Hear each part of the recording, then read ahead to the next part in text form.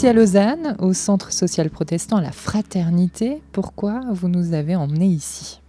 Eh bien parce que la Fraternité représente un des lieux où j'ai été actif et je suis actif sur le plan associatif essentiellement, puisque c'est là que j'ai contribué avec d'autres à créer le collectif vaudois de soutien aux sans-papiers et que nous nous sommes battus collectivement pour la régularisation collective des personnes sans-papiers qui travaillent ici en Suisse, y habitent dans le canton de Vaud. Voilà, ça me lance sur votre parcours. Jean-Michel Doliveau, vous avez un parcours extrêmement long en politique. D'abord, vous êtes un militant aguerri, un militant avant tout, je dirais même. Mais si on s'arrête au mandat politique, vous avez été conseiller communal à Lausanne et ça fait 12 ans maintenant que vous siégez au Grand Conseil. Vous présidez d'ailleurs le groupe Ensemble à gauche. Une élection au Conseil d'État, c'est un rendez-vous incontournable pour votre formation. Il faut y être. Et Ensemble à gauche, qui est composé de 3 composantes, donc Solidarité Vaud, dont je fais partie, Décroissance Alternative La Riviera et à Yverdon-les-Bains, Solidarité Écologie, a choisi que je porte le projet et les propositions de cette coalition à l'occasion de cette élection complémentaire.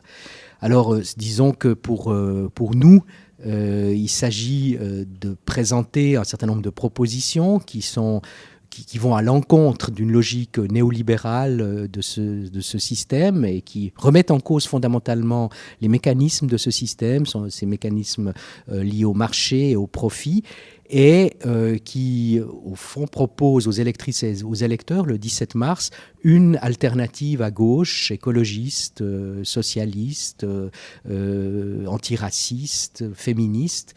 Donc, de proposer véritablement une autre voie que celle des partis institutionnels, des partis du compromis vaudois.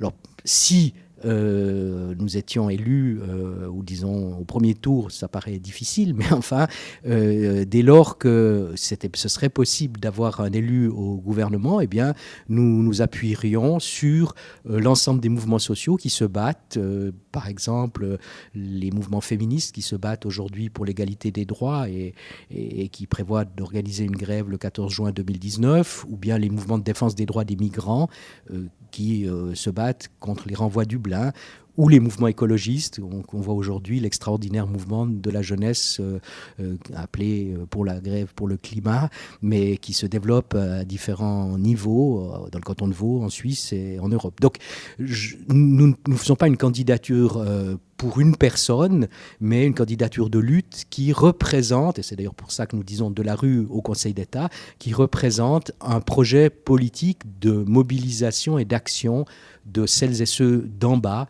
qui agissent sur le terrain. Vous parlez d'une candidature de la rue au gouvernement. C'est un petit peu votre slogan. Du coup, on reconnaît là derrière une forme de militantisme. Mais c'est aussi dire que le gouvernement, peut-être pour vous, selon vous, manque d'expérience. Pas d'expérience, mais disons il représente des intérêts. Il représente les intérêts des grandes entreprises et des plus riches dans ce canton, par exemple en mettant en œuvre de manière prématurée la RIE3, qui est cette réforme de l'imposition sur les bénéfices des entreprises, qui favorise les grandes entreprises, qui diminue le taux d'imposition fortement et qui aujourd'hui amène dans les communes et le canton une diminution extrêmement importante des recettes fiscales, conduisant à des politiques d'austérité qui se font sur le dos de la population et donc des usagers et des usagères des services publics, mais aussi de celles et ceux qui y travaillent, des infirmières, des enseignants qui voient leurs conditions de travail péjorées, des éducatrices ou éducateurs de la petite enfance. Il y a toute une série de conséquences au fait que ce gouvernement est un gouvernement qui gouverne au profit d'une petite minorité, même si c'est un gouvernement dit de gauche. Et c'est peut-être là que les cartes sont brouillées, parce que ce gouvernement, symbolisé par Brouillard Malice ou Maillard Broulis, un des deux, part aujourd'hui, eh bien, ce gouvernement, en fait, mène une politique qui favorise cette minorité de possédants. Bon, votre profil de militant, on l'a compris, mais est-ce que, justement, c'est pas un profil qui colle mieux à un parti d'opposition ? Est-ce que c'est vraiment un profil qui peut s'intégrer dans un gouvernement ? Il ne s'agit pas de s'intégrer dans un gouvernement, il s'agit de défendre des propositions politiques qui vont dans une autre logique, qui serait une logique d'une gauche conséquente, combative, et qui aujourd'hui défend ou essaye de défendre de manière conséquente les besoins de la population, que ce soit en matière de lutte contre le réchauffement climatique et de transition écologique. Donc il y a des urgences, et si au gouvernement Ensemble à gauche avait un siège, eh bien nous défendrions ces urgences climatiques, disons la réponse à ces urgences climatiques, ou la réponse à des urgences féministes, c'est-à-dire l'égalité des droits et la mise en œuvre réelle de la loi sur l'égalité des droits, la l'égalité femmes-hommes, ou des urgences sociales, je l'ai dit, notamment le fait que quand même 10% de la population en Suisse vit au-dessous du seuil de pauvreté, par exemple.